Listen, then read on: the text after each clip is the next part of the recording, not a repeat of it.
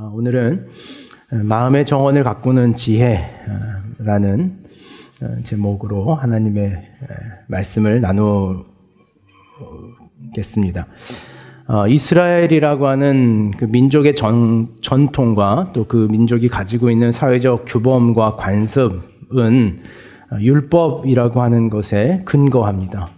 따라서 율법은 그들의 이스라엘의 민족의 전통이기도 하고 그들의 가치관, 오늘로 말하면 어떤 이데올로기나 사회성을 정의하는 것이 율법이라고 하는 것이 가지고 있었던 가장 중요한 중심의 근거였습니다. 그들은 하나님의 백성이라고 하는 선민의식을 그 율법을 지키는가 또 지키지 못하였는가라는 것으로 정의했습니다. 따라서 율법이 무엇을 하라고 명령하는 것에 있어서는 그들이 반드시 지켜야 했고 율법이 하지 말아라 라고 하는 것에 대해서는 또한 반드시 하지 않으려고 하는 그들의 최선의 삶의 노력을 쏟았던 것이 이스라엘의 이스라엘됨, 그들의 삶, 가족, 민족이라고 하는 특징이었습니다. 그런 이유에서 율법이라고 하는 것은 이스라엘이라고 하는 민족이 가지고 있는 사회의 가장 중심에 있는 구조물이었습니다. 강조하려고 하는 것은 무엇이 중심에 있는가죠. 이스라엘 백성에게 있어서 중심은 율법이라고 하는 것에 있었습니다. 그 중심으로부터 그들의 삶의 태도와 가치관과 판단의 기준이 파생되어졌고 그것을 중심으로 다시 물어가는 것, 그것을 하는 것이 바리새인과 서기관이라고 하는 사람들의 책임이었습니다. 사두개인이라고 하는 예수님 당시에 이 종교 지도자들은 대부분 제사장 반열에 있는 사람들로 제사를 집례하고 구약의 율법적 예배를 집례하는 사람들이 대부분 사두개인이었습니다. 이 사두개인과 다르게 오늘 본문에 등장하는 바리새인과 서기관이라고 하는 사람들은 구약의 율법에 있는 말씀들, 그 말씀의 조문이 사회적으로 어떻게 우리에게 이루어져야 하고 그것이 어떻게 또 새로운 시대 앞에 어떻게 변형되어야 하는가를 고민하고 결정하는 책임을 가졌던 사람들이 이 바리새인이라고 하는 말은 바리사이라고 하는 말에 율법을 사랑하는 자들, 율법을 존경하는 자들이라고 하는 그들의 이름의 의미가 그들의 고스란히 담겨져 있습니다. 율법을 범하는 실수를 하지 않게 하는 것이 그들의 책임이었습니다. 그래서 율법을 거스르거나 율법에 저해하는 것이 자신들이 살아가면서 만들어왔던 사회적인 위치와 자신의 삶이 율법을 한번 어기는 것으로 인하여 모두 무너져 버리기 때문에 그 율법을 어기는 일과 만나지 않기 위해서 당시에 바리새인과 사두개인들이 만들어 놓았던 것은 오늘 우리식으로 말하면 어떤 단서 조항들을 만드는 것이 그들의 책임이었습니다. 그 단서 조항을 만드는 것을 당시에는 율법의 울타리다라고 부르기도 했습니다. 그 율법의 울타리라고 불렀던 것이 오늘 본문에 있는 장로의 전통이라고 하는 말로 우리에게는 번역되어져 있습니다. 15장 3절 말씀에 보면 대답하여 이르되 너희는 어찌하여 너희의 전통으로 하나님의 계명을 범하느냐라고 하는 이 전통이라고 하는 것이 그들이 만들었던 율법을 지키기 위한 단서 조항들이라고 볼 수 있습니다. 자신들이 율법에 자신의 삶의 문제가 넘어가지 않도록 지키는 것이죠. 오늘 이 본문을 예로 들어보자면 그렇습니다. 레위기 15장 11절, 특별히 레위기 15장은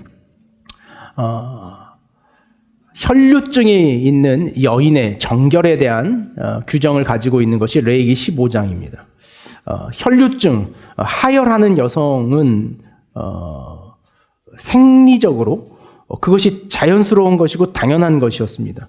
그러나 그것이 그 혈류증의 증상을 가지고 있는지 그렇지 않은지를 사회적으로 확인할 길은 없었습니다. 그러다 보니까 이 율법, 레위기 15장에 보면 이 여인이 앉았던 자리도 부정하고 이 여인의 식탁도 부정하고 이 여인의 손이 부정하다라고 규정합니다. 따라서 이 여인이 정결하여지는 예법은 자신이 정결함을 지향한다는 의미에서 손을 씻는 것으로 인하여 자신의 부정함을 떨쳐야 된다라고 하는 것이 레위기 15장에 있었던 규범이었습니다. 오늘 이 이스라엘의 전통이 만들어내고 있는 이 단서 조항이란 이런 거였습니다. 자신들이 어떤 여인이 자신이 문을 여는 이 손고리를 누가 잡았을지 모르기 때문에, 내가 앉는 이 자리를 누가 앉았을지 모르기 때문에 그들은 식사 전에 손을 씻는 것으로, 그 단서 조항을 붙이는 것으로 부정하여지지 않는다라고 하는 것을, 그 율법에 위반하는 삶을 지키기 위하여 만들어 놓은 것이 단서 조항이었습니다. 단, 식사하기 전에 손을 씻는 자에게는 부정함이 없다. 율법에 없지만 그들이 그 율법을 얼마나 지키고 지향하고 있는 것을 보여주기 위하여 만드는 것이 이 단서 조항이라고 하는 조항이었습니다. 예수님과 제자들이 이 단서 조항에 걸렸습니다. 손을 씻지 않고 규범을 어기는 것으로 예수님이 식탁 공동체에 참여하게 되었다는 것이죠.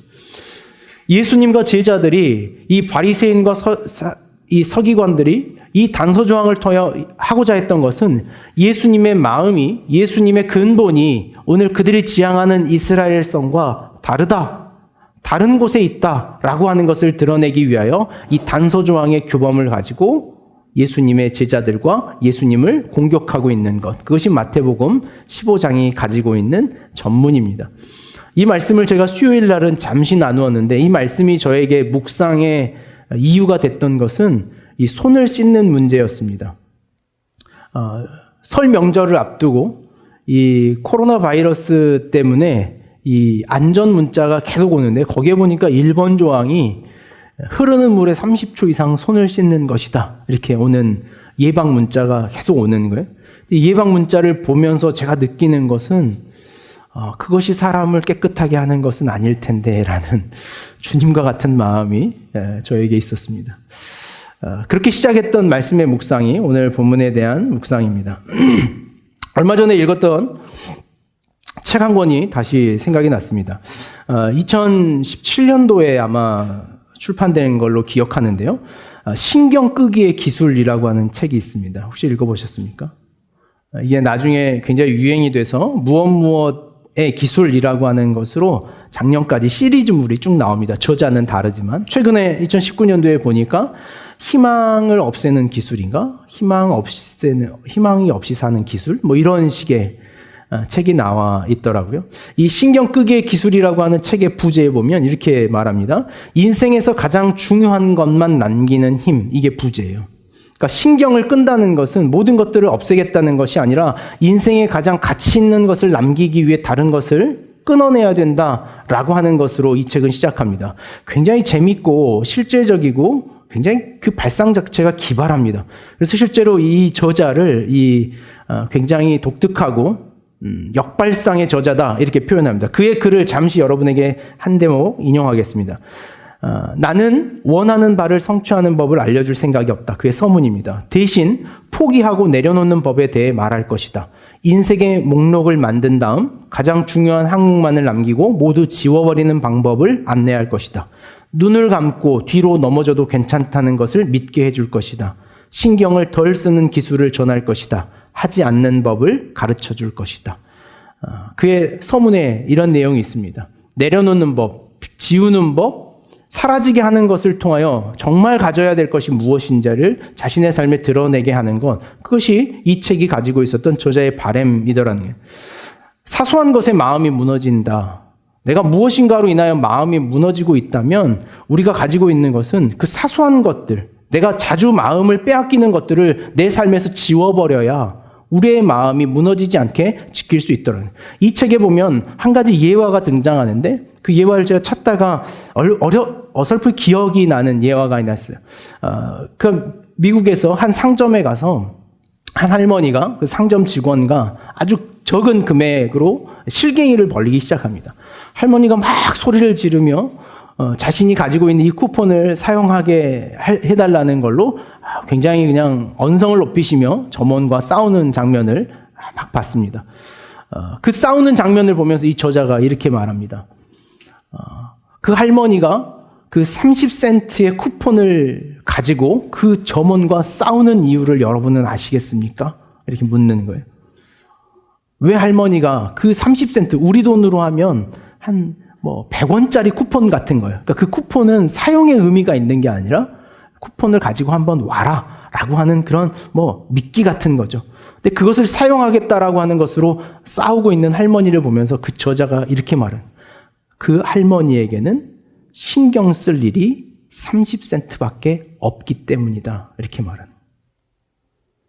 신경 쓸 일이 그것밖에 없기 때문에 그것에 신경을 쓰고 있더라는 거예요. 그것에 매달려 있더라는 거예요. 그것에 마음을 빼앗겨 버리고 그것이 전부인 것처럼 거기에 마음을 쏟고 살아가고 있는 인생이더라는 거예요. 그 글에, 그 인용의 끝자락에 이렇게 그는 말합니다. 사소한 일에 지나치게 신경이 쓰인다면 당신 인생에는 신경 쓸 가치 있는 그럴듯한 일이 없다는 뜻입니다. 이것이 진정한 문제입니다. 사소한 것에 우리의 마음이 빼앗기고 있다면 우리는 우리의 마음에 중심을 둘 곳이 없다는 우리의 반증이더라는 거예요. 최근에 여러분의 마음이 혹 그렇지 않습니까? 사소한 것에 흔들려버리고 쉽게 마음이 빼앗겨버린다면 그럴듯한 것에, 중요한 것에 자신의 마음을 두지 못하고 있기 때문이더라는 거예요. 그것이 우리의 삶의 문제더라는 거죠.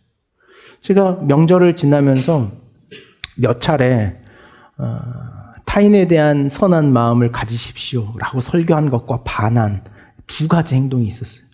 그래서 다 말하기는 부끄럽지만 한 번은 노상에 1차선과 2차선 사이에 주차하고 물론 그분의 아주 큰 잘못이죠. 거기에 누워서 주무시는 분을 제가 지나가면서 소리를 버럭 질렀습니다.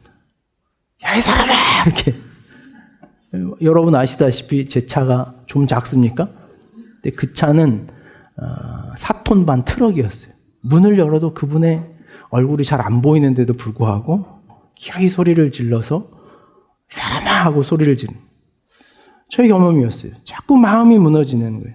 작은 일에 마음이 빼앗기는 거예요. 누가 무슨 말만 해도 자꾸 마음이 무너지고 내 마음이 어디 있는지를, 내 마음이 어디에 있어야 될지를 모르는 삶의 지점 앞에 이 글이 다시 한번 생각났어요. 문제는 사소한 것에 빼앗겨버린 것의 문제가 아니라 내 마음에 그럴듯한 중심에 고정시켜야 될 마음의 중심이 없기 때문에 오늘 내 마음이 오늘 이토록 흔들리고 있는 것은 아닌가라는 생각을 갖게 되는 거죠. 예수님은 바리새인과 서기관들이 무엇에 마음이 빼앗겼는가를 알게 하시고자 이 이야기를 끌고 가십니다. 아마 이 질문에 대하여 서기관과 바리새인들에 대하여 가졌던 예수님의 마음, 그들의 삶의 마음을 돌이키고자 하는 예수님의 기대가 없었다면 이 대화는 그냥 끝나고 말았을 거예요. 그러나 예수님은 이 이야기를 가지고 그들의 마음의 중심이 어디 있는지, 그들의 마음이 어디에 빼앗겼는지를 스스로 찾아내고자 하는 격려의 마음, 지지의 마음, 동원의 마음으로 그들과의 대화를 이어가십니다. 오늘 주님 우리에게 그렇게 하실 줄로 믿습니다. 여러분의 삶에 들어오셔서 오늘 여러분들의 마음이 어디로 향하고 있는지, 어디에 빼앗겼는지, 어디에 있는지를 우리에게 질문하실 거예요. 너의 마음은 어디 있니? 어디에 마음을 근거하고 있니? 라고 물으시는 예수님의 대화가 오늘 제자들과 그 바리새인과 서기관들이 나오는 대화 안에 있습니다. 누가복음에는 이 본문을 좀 더 구체적으로 자세하게 설명하고 있는데 누가복음에는 고르반이라고 하는 그 단서 조항의 이름을 우리에게 제시합니다. 고르반이라고 하는 율법의 기준은 레위기 27장 28절에서 29절에 등장하는 이 율법을 근거로 하여 만들어 놓은 장로의 전통이었습니다. 이 고르반이라고 하는 뜻은 하나님 앞에 모든 것을 드렸다라고 하는 의미를 갖습니다. 자신의 소유와 삶을 이제 내 것이 아니라 모든 것이 하나님의 것입니다 라고 하는 신앙의 고백이 이 고르반이라고 하는 신앙의 고백이었습니다. 고르반이라고 하는 신앙의 고백을 이 원래의 의미와 가치에서 그들이 사용했던 것이 아니라 당시에 이 장로의 전통을 자랑하며 사용했던 사람들은 고르반이라는 것을 통하여 사회적으로 자신이 얼마나 경건한 사람인지 하나님 앞에 율법을 얼마나 지키는 사람인지를 드러내기 위해서 이 고르반이라고 하는 것을 사용했습니다. 그것이 마음의 중심이었죠. 또 하나 그 마음의 중심을 가지고 있었던 것이 무엇이냐면 10계명에 있는 제5계명 내 부모를 공경하라 라고 하는 것을 통하여 율법에 있는 유대인들은 자신의 가정에서 나온 가장 첫 수확물, 가장 좋은 것들을 그들의 부모의 소유로 돌려드리는 것이 유대의 전통이었습니다. 고르반이라고 하는 것을 통하여 자식이 부모에게 가서 그러는 거예요. 아버지, 이제 제 소유는 모두 고르반입니다. 그러니 아버지는 제가 가지고 있는 것에 더 이상 눈길을 두지 마십시오. 라고 사용하더라는 거예요. 마치 자신의 신앙의 고백이 경건하고 거룩한 것 같지만 사실 그 거룩함과 경건함의 내면에는, 그 근본에는 자기를 향하는 마음, 자기를 추구하는 마음, 자기 욕심을 타인에게 빼앗기지 않으려고 하는 마음을 가지고 있는 당시의 장로의 전통을, 그 바리새인들과 서기관들이 고민하고 있는 질문을 예수님께서는 표면적으로 끌고 나오면서 그들의 마음의 중심을 무엇인가 살펴보게 하더라는 거예요. 따라서 이 본문의 9절에서 가장 중요한 말씀은 8절에 있는 말씀입니다. 우리 8절 말씀을 한번 같이 읽겠습니다. 이 백성이 입술로는 나를 공경하되 마음은 내게서 멀도다. 오늘 이 본문에서 주목해야 될 단어는 마음이 내게서 멀도다라는 거예요. 마음의 중심이 빼앗겨버린 신앙, 마음의 중심을 하나님께 두지 않고 자신에게 두고 살아가는 신앙, 마음의 중심을 하나님께 고정하지 못하고 사소한 것에 자신의 삶의 마음을 다 내어놓고 빼앗겨버린 채 신앙하고 있는 그들의 신앙의 중심, 그 마음의 중심을 예수님께서는 건드려 보는 거죠. 그러면서 어떻게 원하시는 겁니까? 그 고민하는 바리새인과 서기관들이 마음의 중심을 어디로 향해야 할지를 회복하기를 원하시는 마음에 그 마음을 건드려 보는 거예요. 오늘 주님 우리 마음을 건들기를 원하셔요. 여러분의 마음에 신앙하는 이유와 여러분이 신앙하며 만들어낸 그 종교적 규범들이 과연 뜻과 정성을 다하여 하나님을 사랑하라 말씀하셨던 그 사랑에 근거하고 있는지, 우리의 마음이, 오늘 예배하는 우리의 마음이 왜 예배하고 있는지를 묻는 거예요. 여러분의 마음이 왜 예배하고 있는지를 물어보셔야 돼요. 내 안에 왜 하나님을 예배하고 있는지. 오늘 우리가 기도의 서문에 이야기했던 것처럼 세상에 다 우리의 마음 빼앗겨버리고 하나님께 드릴 마음 하나도 없는데, 하나님께로 향하였던 마음이 하나도 없는데, 아무런 마음도 없이 그저 종교적 규범과 형식적으로 이 예배의 자리에 앉아있다면 오늘 주님 우리에게 묻는 거예요. 똑같이 묻는 거예요. 이 백성이 입술로는 나를 공경하되 마음은 내게서 멀도다. 오늘 이것이 우리의 예배가 되지 않기를 간절히 원합니다. 여러분의 삶이 이와 같지 않기를 간절히 원해요. 입술로는 경경하지만, 입술로는 우리가 예배하고 찬양하지만 마음이 멀어져 있는 상태의 신앙. 오늘 바리새인과 사두개인들 그런 존재라는 걸 알고 계셨지만 주님은 그들과의 대화를 피하지 않으셨어요. 그게 사랑 아닙니까? 그게 오늘 우리가 예배할 수 있는 근거죠. 우리를 대해 주신 하나님의 마음이요. 저와 여러분이 이런 마음으로 하나님 앞에 있을지라도 하나님 우리에게 대화해 주신다라는 거죠. 11절 말씀입니다. 주님 그래서 이 말씀을 이렇게 정리하시죠. 11절 말씀을 한번 읽겠습니다. 입으로 들어가는 것이 사람을 더럽게 하는 것이 아니라 입에서 나오는 그것이 사람을 더럽게 하는 것이라. 무엇인가 마음으로 들어가는 것, 마음을 흔들어 놓는 상황의 문제가 아니라 오늘 깨어져 버린 우리 마음에서 쏟아지는 것들이 본질적으로 우리의 삶의 문제더라는 거예요. 그것이 우리의 삶을 무너뜨리게 하는 것이고 타인의 삶과 우리의 공동체를 무너지게 하는 것일 수 있더라는 거죠. 이스라엘 백성들이 하나님의 약속의 땅을 진입하기 위해서 가데스 바네아에 이르렀을 때 그들이 마음이 무너졌다라고 성경은 말해요. 무엇이요? 그들의 입에서 나왔던 보고가.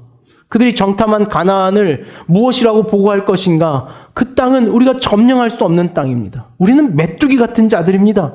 라고 하는 그들의 말의 고백과 그들의 입에서 나왔던 믿음 없는 마음이 그 공동체를, 그 애굽에서 수많은 기적을 바라보고 나왔던 공동체를 한순간에 넘어뜨리는 보고를 봐요. 몇 명의 보고가요? 10명이 무너뜨려요. 14만 명을 10명이 무너뜨릴 수 있는 거예요. 오늘 여러분의 마음은 어떻습니까? 여러분의 마음의 나눔이 누군가를 무너뜨리는 것으로, 내 삶뿐만 아니라 타인의 삶을 자꾸 넘어치게 하는 것으로 우리의 마음을 쓰고 있다면 오늘 우리는 회복해야 돼요. 마음의 중심을 회복해야 하더라는 거죠. 우리 이 본문을 잘 기억해야 합니다. 신명기 6장 4절에서 5절 말씀이에요. 우리 한번 이 말씀은 오래간만에 한번 같이 한번 찾겠습니다. 신명기 6장 4절에서 5절.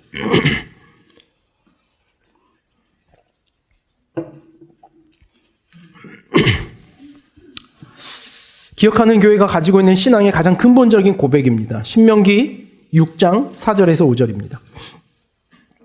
우리 이 말씀 같이 읽겠습니다.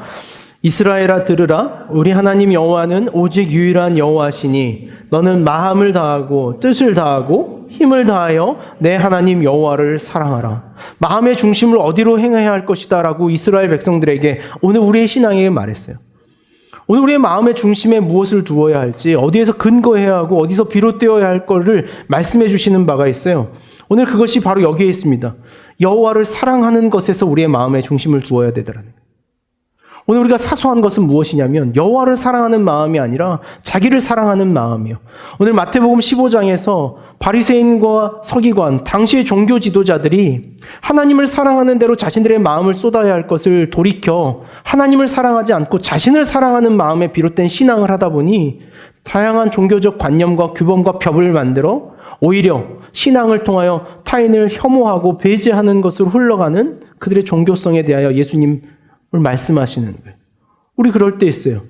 우리의 마음을 무엇으로 지킬 때요? 하나님 사랑과 이웃 사랑으로 지키지 않고 우리의 마음을 자기 사랑과 자기 중심으로 고정시킬 때 오늘 우리가 예방하려고 하는 것이 무엇인지 놓쳐버려요. 오늘 그 코로나 바이러스의 문제를 오늘 우리 사회가 겪고 있는 현실 아닙니까? 우리 뭘 예방해야 되죠? 오늘 대한민국의 목적이 코로나 바이러스를 지키는 것이 대한민국의 건국 이념입니까? 그것이 목적이에요. 그래서 그걸 지키기 위해 우리는 나머지 다 내려놔야 됩니까? 아니죠. 우리는 타인에 대한 사랑과 함께 살아간다고 하는 공동체 의식에 우리의 이념과 가치가 있죠.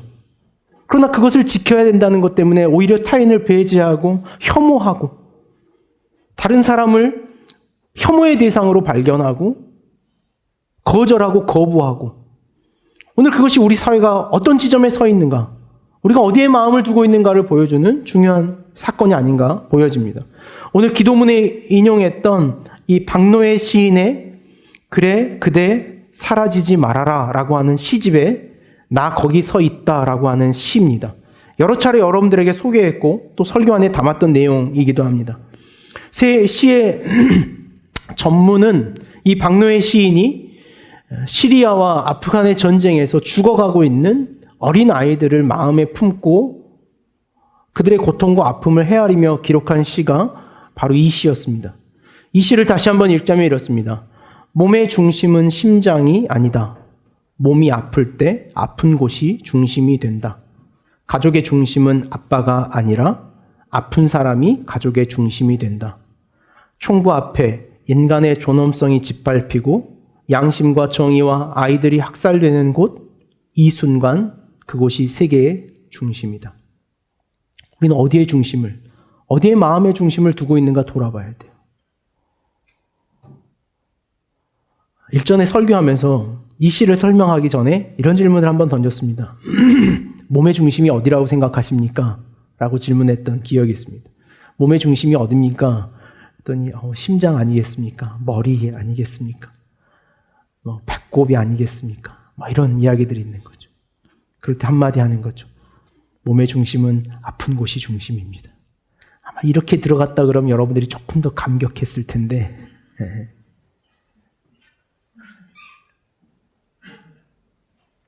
손끝 하나만 가시래기가 나도 하루 종일 신경은 여기로 향하죠. 마음의 중심을 어디에 둬야 할지. 오늘 우리의 마음의 중심은 오늘 아파하고 있는 누군가의 삶이어야 하고 연약한 사의 삶이어야 하고 오늘 우리 기억하는 교회의 공동체에 마음을 두어야 할 곳이 있다면 오늘 가장 그 아픔의 지점에 있는 지체예요. 오늘 하나님의 마음으로 우리의 마음을 어떻게 모으냐고요? 하나님이 아파하시는 곳에 우리의 마음을 두면 돼요. 하나님이 아파하시는 곳, 하나님의 눈물이 있는 곳, 하나님의 마음이 있는 곳, 그곳에 우리의 마음을 두는 것, 그것이 우리의 삶을 살리고 우리의 삶을 새롭게 하는 거예요. 자신의 마음을 아무리 다독여 보십시오. 내 마음을 내가 다독여 보겠다고요? 여러분 그거 착각해요. 내 마음을 내가 다독일 수 있다면 우린 그냥 살아도 되죠. 내 마음 내가 다독여지지 않습니다. 제가 목회하면서 깨달은 중요한 진리가 하나 있는데요. 마음이 무너지고 마음이 나로 인하여 힘들 때 반드시 해야 할 일이 있어요. 그건 뭐냐면 신방하는 일이에요. 다른 사람에게 찾아가서 다른 사람의 이야기를 듣다 보면 이내 뭐 하고 있냐면 그 사람을 위로하고 있는 저를 봐요. 그렇게 죽겠다고 혼자 방에 앉아서 목회가 되는 건가 안 되는 건가, 이대로 되나 안 되나, 이렇게 해도 되나 말아야 되나 고민하고 있다가 이내 누군가를 만나면 위로하고 있는 저를 봐요. 거기에 하나님의 치유의 방법이 있다고 생각해요. 마음이 상할 때 여러분 골방에 들어가서 이불 덮고 누워있어 보십시오. 뭐만 더 나옵니까? 서럽기만 더해요. 그러다가 결국에 어디로 갑니까? 누가 이 마음 알아주나 라고 하는 섭섭 마귀가 들어오죠. 마귀라고 불러도 돼요. 섭섭 마귀. 이 마귀에 사로잡히면 어렵습니다. 내 마음 내가 안 되는 문제예요. 착각하는 거예요. 내 마음을 내가 지킬 수 있다는 건 착각이에요. 우리의 마음을 하나님이 향하는 곳으로 고정시킬 때 우리는 회복돼요. 그럴 때 사는 거예요. 그럴 때 다시 살아나는 거죠. 사소한 것밖에 마음 쓸 것이 없다는 것. 그래서 사소한 것에 마음이 끌려버리고 있다는 것은 그럴싸한 것에 우리의 마음의 중심을 둘 곳을 잃어버렸다는 것에 대한 반증이에요. 혹시 여러분 이 시집 갖고 계십니까? 그러니 그대 사라지지 말아라. 박노해 시인의. 네. 그럼 뭐 하고 살죠 우리는? 어쩔 땐 좀 정말 진심으로 궁금할, 혹시 지난번에 일상예배라는 책을 제가 명절 전에 한번 추천했는데 사신 분 혹시 한 분이라도?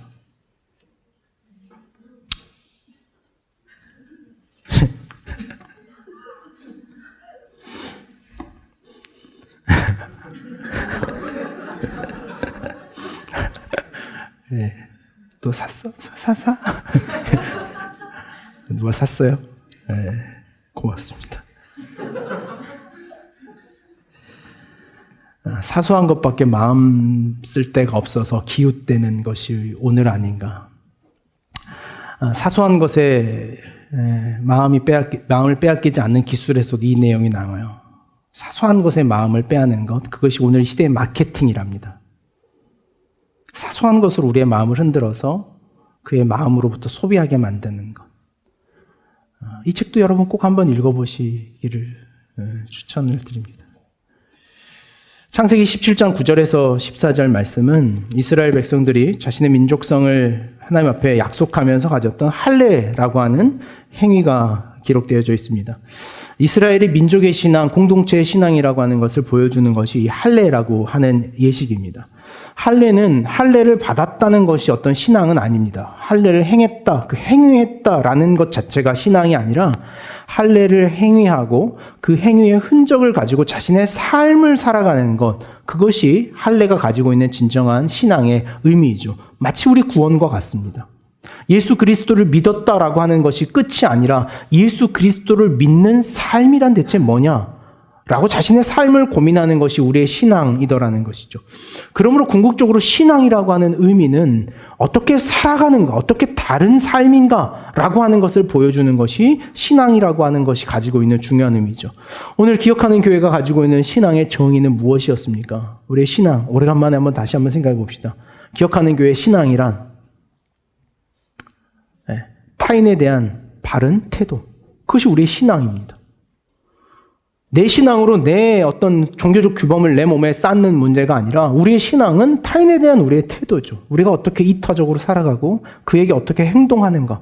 그것이 우리의 신앙이죠. 큰 성경책을 가슴에 끼고 있는 것이 우리의 신앙이 아니라 그 성경책을 던져놓고 다른 사람의 진탕으로 우리의 손을 담가낼 수 있는 것, 그것이 우리의 신앙이더라는 거죠. 할례는 그런 의미에서 종교적으로 개인적인 신앙의 고백이 아니라 그들의 공동체적 신앙의 의식을 말하는 것이 할례라고 하는 의식입니다.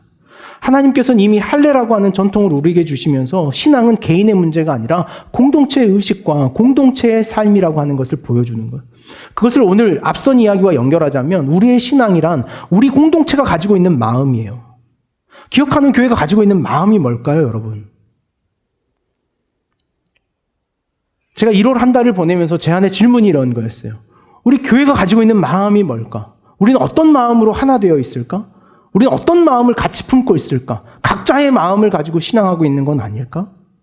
이 공간이 가지고 있는 여유로움, 넉넉함, 닥달하지 않음으로 인하여 자랑할 것이라고는 우리 교회는 헌금을 강요하지 않아, 우리 교회는 등록을 강요하지 않아 라는 것으로 신앙하는 것에 우리는 머물고 있는 것은 아닌가? 우리의 마음은 뭐로 지금 모아져 있나? 각자의 마음으로 행위하는 것, 그 편안함 때문에 이 교회에 머물러 있는 것은 아닌가? 할례라는 말씀을 창세기를 묵상하면서 저에게 던져진 질문이었어요. 우리의 공동체는 이 할례라고 하는 신앙적 바로메타를 가지고 있나? 그 마음이 있나? 좀 기대했던 게 복음맨이라고 하는 우리 사역이었습니다. 그것이 어떤 할례 행위와 같은 것이길 바랬어요. 개인의 신앙이 어떻게 해야 할지 여러분들 안에서 도전하고 일어나고, 우리는 이런 것이 우리의 신앙이다. 내 몸에 내 칼을 댔다. 그래서 나만 의로워졌다는 것이 아니라 그것이 우리의 공동체의 영향력이 되고 힘이 되기를 바라는 마음으로 생각했던 것이 이 복음맨이라고 하는 우리의 도전이었어요. 추수감사주일 이후로 시간이 많이 지났습니다. 우리 2월 마지막 주에 자신이 어떤 계획을 가지고 어떻게 하나님 앞에 하나님 나라를 세울 수 있는지를 나누어 보자고 우리 결단했던 시간이 얼마 안 남았어요. 제 마음에 할례를 태어나서 8일 만에 하라 그랬거든요. 율법에 의하면 8일을 어떠한 안식일이 끼거나 어떤 절기가 껴도 이 8일을 넘기지 않았습니다. 그만큼 유대 역사에 있어서 할례를 중요하게 여겼어요. 단 아이가 미숙아이거나 할례를 해야 될 아이가 큰 병에 걸렸을 경우에만 할례를 뒤로 미룰 수가 있었습니다. 우리도 그래야 되나? 아니, 이미 한 차례 좀 미루긴 미뤘습니다. 그들만의 책임이겠습니까, 여러분? 오늘 우리 모두의 책임인 거죠. 우리 공동체가 가지고 있는 마음이 뭔가? 우리 기억하는 교회가 가지고 있는 우리의 신앙의 마음은 어떤 것인가라는 거예요. 그럼 여기 어떤 마음을 가지고 함께 신앙하십니까?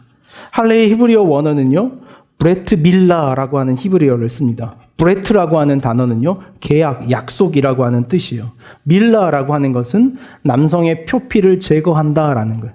그러니까 계약으로 인하여 표피를 제거하는 흔적을 남긴다라고 하는 것이 이 할례가 가지고 있는 의미였습니다. 할례의 예식은 반드시 유대 성인 10명 이상이 모이는 곳에서 집례하는 것이 이 할례의 특징이었습니다. 할례는 모헬이라고 하는 그 집안에 있는 훈련된, 준비된 가장 경건한 사람이 이 할례를 집도합니다. 초기에는 그의 부모가 할례를 하는 것이었는데 이 부모의 할례가 아이의 생명을 위태롭게 하기 때문에 이스라엘은 모헬이라고 하는 제도를 만들어냅니다. 그래서 이 훈련되고 우리식으로 말하면 이 의료 행위를 전문으로 훈련받은 사람에 의해서 이 할례 행위가 집례되었습니다. 모헬이라고 하는 사람이 준비됩니다.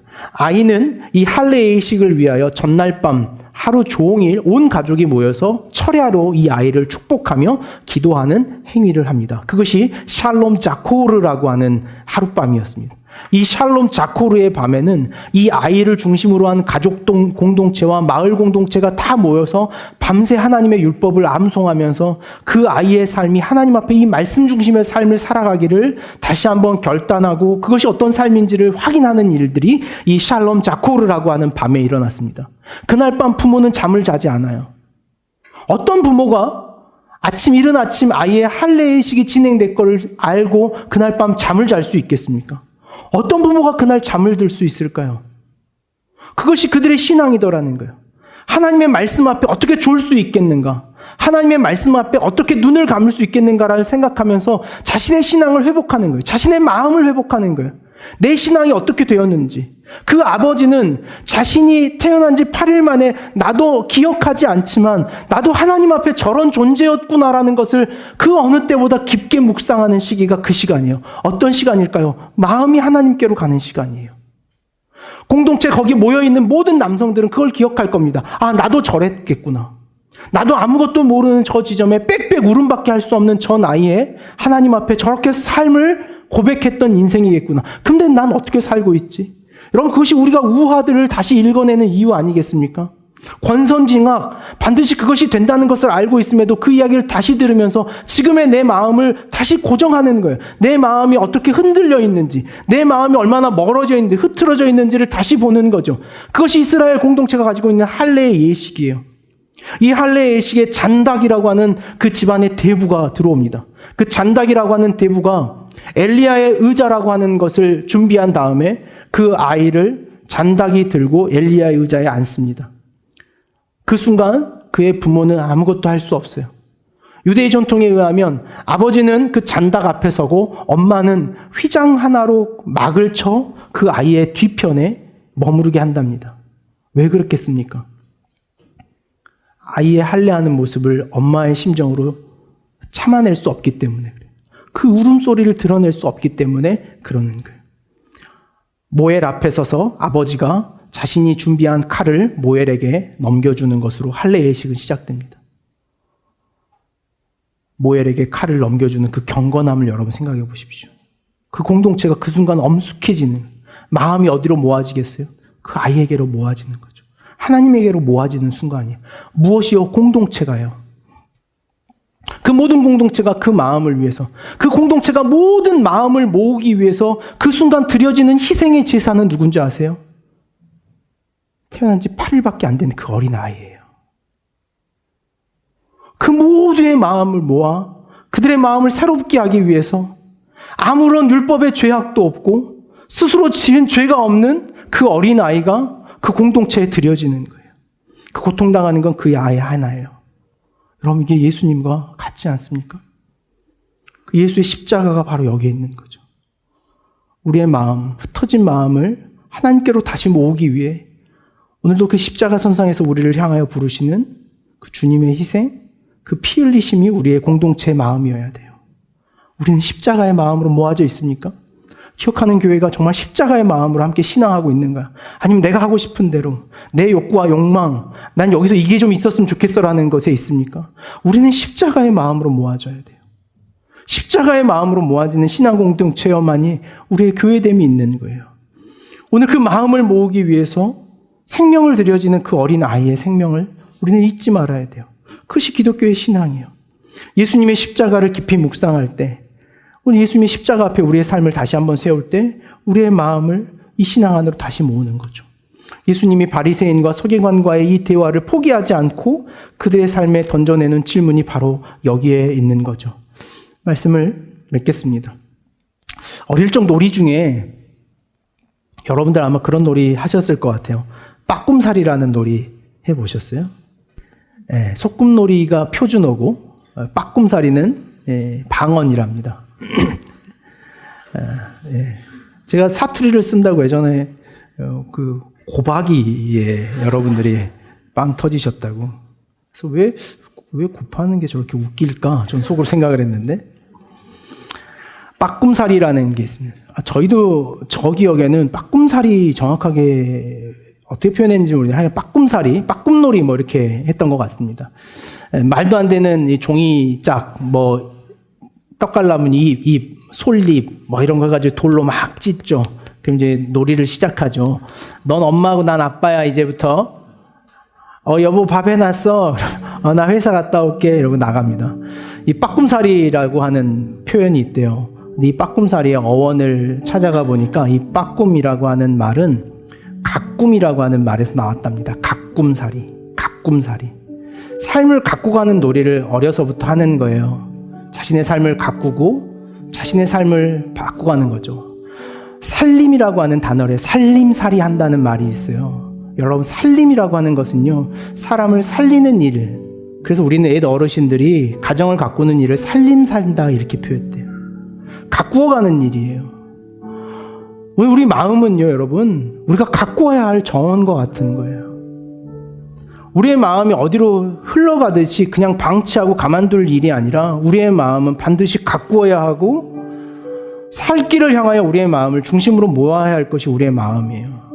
그것이 우리의 마음이 가져야 될 우리의 태도입니다.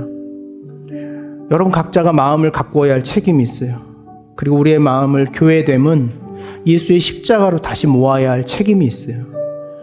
1월 연말을 보내면서 또 타지로 가고 삶의 방향을 바꾸고 이러다 보니 제 마음에는 우리의 마음이 많이 흐트러져 있다는 생각을 갖습니다. 어디든지 우리 이나도 서울 가서 살더라도 마음은 십자가를 향하여 살아가는 삶이라면 우리는 같이 살고 있는 것 아닌가 생각을 합니다. 기억하는 교회가 예수의 마음으로, 십자가의 마음으로 다시 한번 모아지기를, 그 한 주간의 도전으로 여러분 말씀을 묵상하는 일에 다시 서십시오. 말씀을 묵상하시고 공적 예배에 나오시고 여러분의 삶에 예수의 마음을, 하나님의 마음이 있는 곳이 어딘지를 찾고자 또 찾아내십시오. 그럴 때 여러분 반드시 회복돼요. 내 마음의 무너짐은 하나님의 마음으로, 타인의 마음으로 찾아갈 때 회복된다는 이 진리를 경험하는 저와 여러분 되기를 간절히 원합니다. 이 찬양 여러분과 너무 같이 나누고 싶었습니다. 찬양의 열기 끝나면 우리 앞에 이 노래, 우리의 마음을 드리는 예배면 되면 좋겠다, 이 마음의 고백이 있습니다. 우리 이 찬양 같이 고백하셨으면 좋겠습니다.